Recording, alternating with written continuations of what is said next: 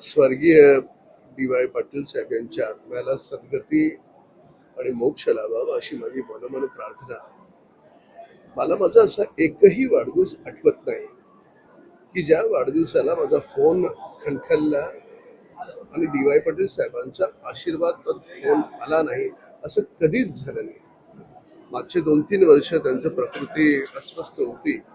ते 2-3 वर्ष वगळता अक्षरशः न चुकता वाढदिवसाला ते शुभेच्छा द्यायचे. फार मोठ्या प्रमाणात त्यांचं गोरगरिबांचे ऑपरेशन करण्याच्या बाबतीत मोठं चॅरिटीचं काम होतं. त्यांची सगळीच मुलं मध्ये माननीय पूर्व गृहमंत्री बंटी पाटील साहेब असतील, अजिंक्य आहेत, विजय आहेत, सगळेच त्यांची मुलं माझे चांगले मित्र आहेत.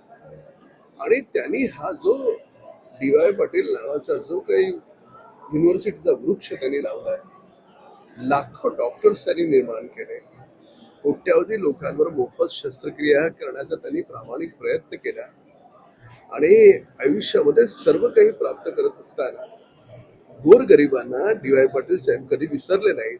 हे त्यांचं विशेष. मी पुन्हा एकदा त्यांच्या आत्म्याला सद्गती आणि शांती लाभो यासाठी मनोमन प्रार्थना.